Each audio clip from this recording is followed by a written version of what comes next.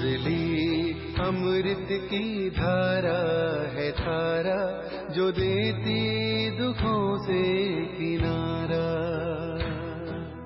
मुरली अमृत की धारा है धारा, जो देती दुखों से किनारा। भूले जीवन में हो जाए शिव बाबा मुरली में समझाए। भूले जीवन में हो जाए शिव बाबा। ओम शांति। आज की तारीख है 11/6/2024 के बाबा के साकार महावाक्य।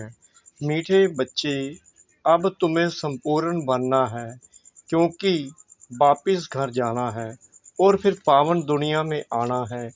बाबा ने प्रश्न पूछा, संपूर्ण पावन बनने की युक्ति कौन सी है?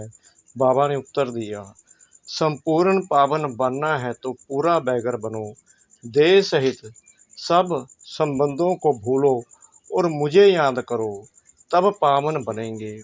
अब तुम इन आँखों से जो कुछ देखते हो यह सब विनाश होना है, इसलिए धन संपत्ति वैभव आदि सब भूल बैगर बनो। ऐसे बैगर ही प्रिंस बनते हैं। ओम शांति। मीठे मीठे रूहानी बच्चों प्रति रूहानी बाप समझा रहे हैं, बच्चे यह तो अच्छी रीति समझते हैं कि शुरू में आत्माएं सब पवित्र रहती हैं। हम ही पावन थे। पतित और पावन यह आत्मा के लिए ही कहा जाता है। आत्मा पावन है तो सुख है। बुद्धि में आता है कि हम पावन बनेंगे तो पावन दुनिया के मालिक बनेंगे, इसके लिए ही पुरुषार्थ करते हैं। 5000 वर्ष पहले पावन दुनिया थी, उसमें आधा कल्प तुम पावन थे, बाकी रहा आधा कल्प। यह बातें और कोई समझ नहीं सकते। तुम जानते हो, पतित और पावन, सुख और दुख, दिन और रात आधा आधा है। जो अच्छे समझदार हैं, जिन्होंने बहुत भक्ति की है, वही अच्छी रीति समझेंगे। बाप कहते हैं, मीठे बच्चों, तुम पावन थे, नए दुनिया में सिर्फ तुम ही थे, बाकी जो इतने सब हैं वह शांति धाम में थे। पहले पहले हम पावन थे और बहुत थोड़े थे, फिर नंबरवार मनुष्य सृष्टि वृद्धि को पाती है। अब तो मीठे बच्चों को कौन समझा रहे हैं? बाप। आत्माओं को परमात्मा बाप समझाते हैं। इसको कहा जाता है संगम, इसको ही कुंभ कहा जाता है। मनुष्य इस संगम युग को भूल गए हैं। बाबा ने समझाया है, 4 युग होते हैं, 5वां यह छोटा सा लीप संगम युग है। इसकी आयु छोटी है।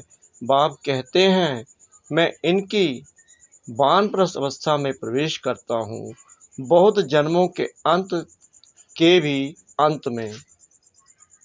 बच्चों को यह खातरी है ना, बाप ने इनमें प्रवेश किया है, इनकी बायोग्राफी सुनाई है। बाप कहते हैं, मैं आत्माओं से ही बात करता हूँ। आत्मा और शरीर दोनों का इकट्ठा पाठ होता है। इनको कहा जाता है जीव आत्मा, पवित्र जीव आत्मा, अपवित्र जीव आत्मा। तुम बच्चों की बुद्धि में है कि सतयुग में बहुत थोड़े देवी देवता होते हैं, फिर अपने लिए भी कहेंगे हम जीव आत्मा जो सतयुग में पावन थी, वह फिर 84 जन्मों के बाद पतित बनी है। पतित से पावन, पावन से पतित, यह चक्कर फिरता ही रहता है। याद भी उस पतित पावन बाप को करते हैं तो हर 5000 वर्ष बाद बाबा एक ही बार आते हैं, आकर स्वर्ग की स्थापना करते हैं। भगवान एक है, जरूर वही पुरानी दुनिया को नया बनाएंगे। फिर नए को पुराना कौन बनाता है? रावण, क्योंकि रावण ही देह अभिमानी बनाते हैं। दुश्मन को जलाया जाता है, मित्र को नहीं जलाया जाता है। सर्व का मित्र एक ही बाप है, जो सर्व की सदगति करते हैं, उनको सब याद करते हैं, क्योंकि वह है ही सबको सुख देने वाला। तो जरूर दुख देने वाला भी कोई होगा। वह है 5 विकारों रूपी रावण। आधा कल्प राम राज्य, आधा कल्प रावण राज्य। स्वास्तिका निकालते हैं ना, इसका भी अर्थ बाप समझाते हैं। इसमें पूरा चौथा होता है, जरा भी कम जास्ती नहीं। यह ड्रामा बड़ा एक्यूरेट है। कोई समझते हैं हम इस ड्रामा से निकल जाएं, बहुत दुखी हैं, इससे तो जाकर ज्योति ज्योत समाए, बा ब्रह्म में लीन हो जाएं। लेकिन कोई भी जा नहीं सकता। क्या क्या ख्यालात करते हैं। भक्ति मार्ग में प्रयत्न भी भिन्न भिन्न करते हैं। सन्यासी शरीर छोड़ेंगे तो ऐसे कभी नहीं कहेंगे कि स्वर्ग व बैकुंठ पधारा। प्रवृत्ति मार्ग वाले कहेंगे फलाना स्वर्ग पधारा। आत्माओं को स्वर्ग याद है ना। तुमको तो सबसे ज्यादा याद है। तुमको दोनों की हिस्ट्री ज्योग्राफी का पता है और कोई को पता नहीं। तुमको भी पता नहीं था। बाप बैठ बच्चों को सब राज समझाते हैं। यह मनुष्य सृष्टि रूपी वृक्ष है। वृक्ष का जरूर बीज भी होना चाहिए। बाप ही समझाते हैं पावन दुनिया कैसे पतित बनती है, फिर मैं पावन बनाता हूँ। पावन दुनिया को कहा जाता है स्वर्ग। स्वर्ग पास्ट हो गया, फिर जरूर रिपीट होना है, इसलिए कहा जाता है वर्ल्ड की हिस्ट्री रिपीट होती है। अर्थात वर्ल्ड ही पुरानी से नई, नई से पुरानी होती है। रिपीट माना ही ड्रामा है। ड्रामा अक्षर बहुत अच्छा है, शोभता है। चक्कर हूबहू फिरता ही रहता है। नाटक को हूबहू नहीं कहा जाता। कोई बीमार हो पड़ते हैं तो छुट्टी ले लेते हैं। तो तुम बच्चों की बुद्धि में है। हम पूज्य देवता थे, फिर पुजारी बने। बाप आकर पतित से पावन बनने की युक्ति बताते हैं, जो कि 5 या वर्ष पहले बताई थी। सिर्फ कहते हैं बच्चों मुझे याद करो। बाप पहले पहले तुमको आत्म अभिमानी बनाते हैं। पहले पहले यह शब्द यानी पाठ देते हैं, बच्चे अपने को आत्मा समझो, बाप को याद करो। इतना तुमको याद कराता हूँ, तुम फिर भी भूल जाते हो। भूलते ही रहेंगे जब तक ड्रामा का अंत आए।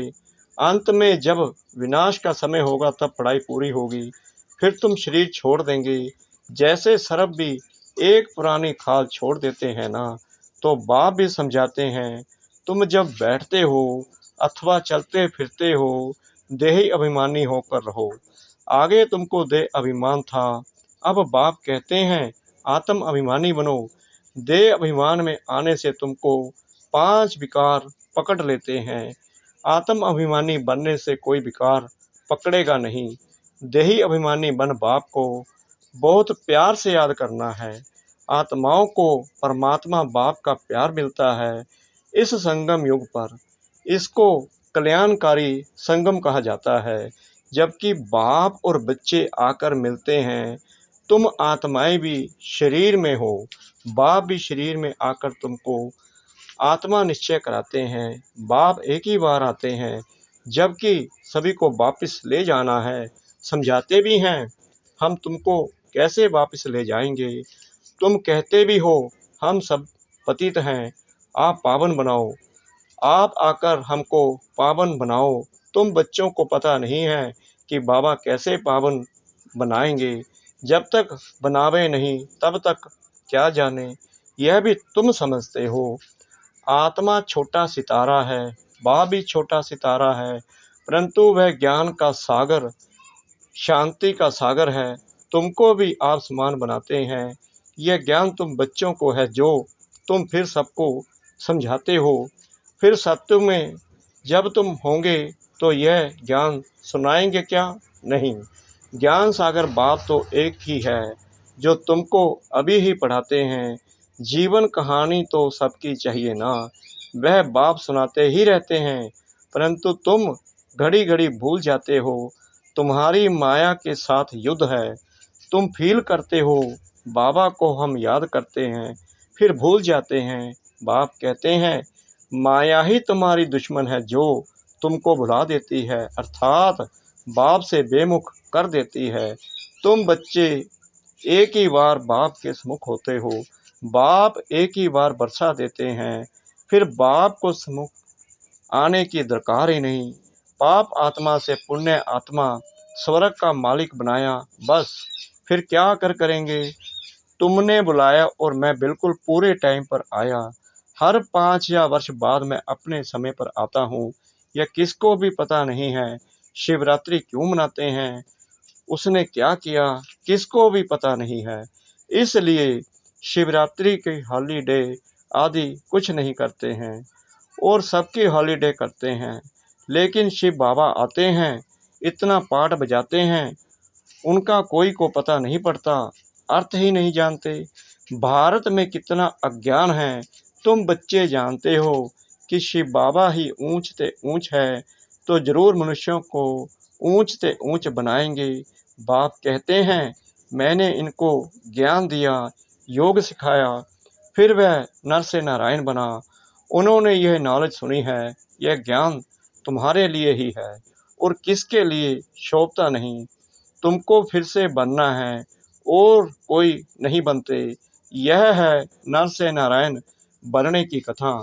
जिन्होंने और धर्म स्थापन किए सब पुनर्जन्म लेते लेते तमो प्रधान बने हैं, फिर उन सबको सतो प्रधान बनना है।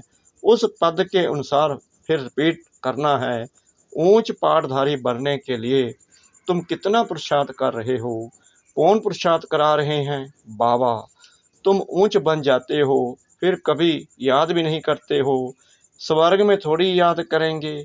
ऊंच ते ऊंच बाप है, फिर बनाते भी ऊंच है।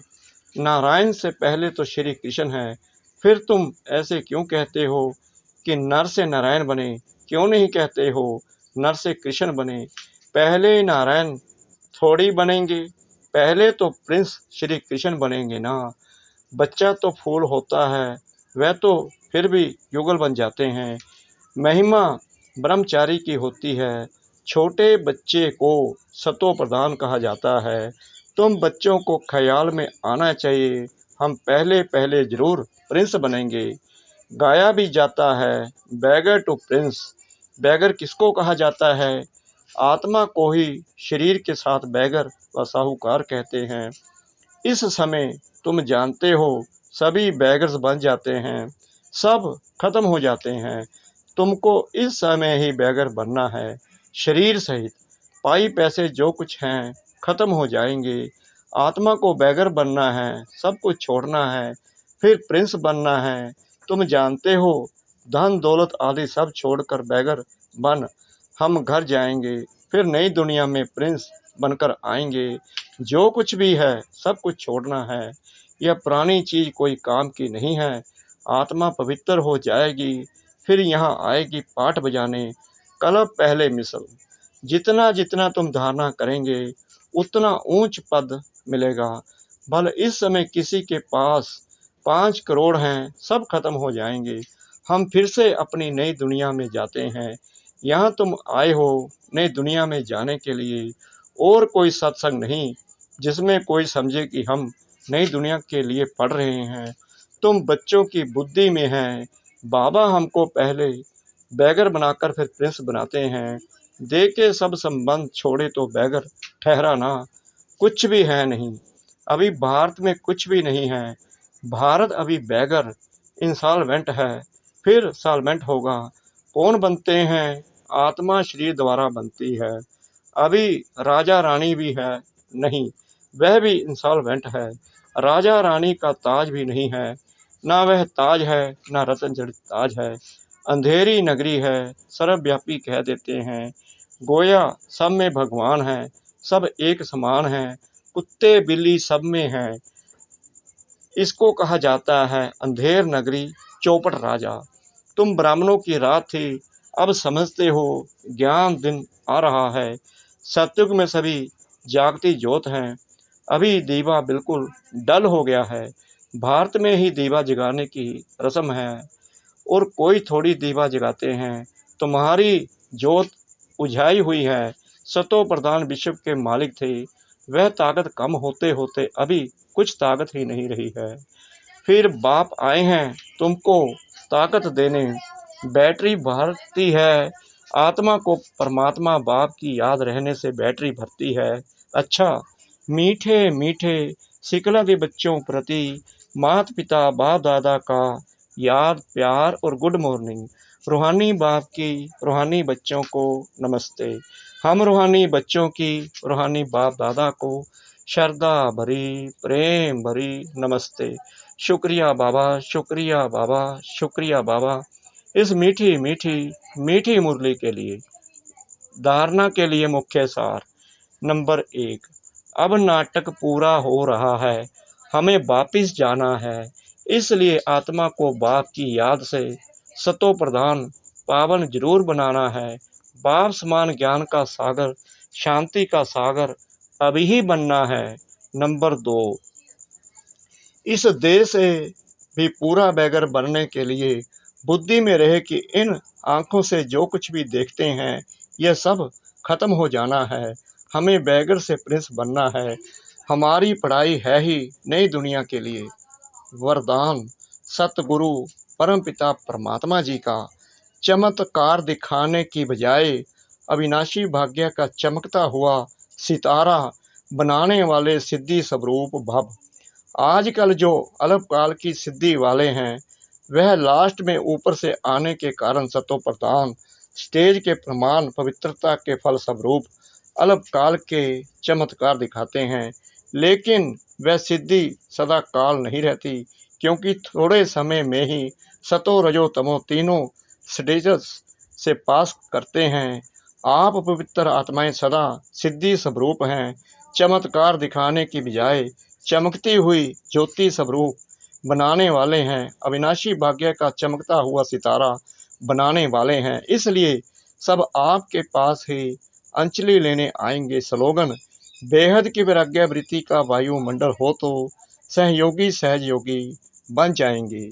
बेहद की वैराग्य वृत्ति का वायुमंडल हो तो सहयोगी सहज योगी बन जाएंगे। ओम शांति।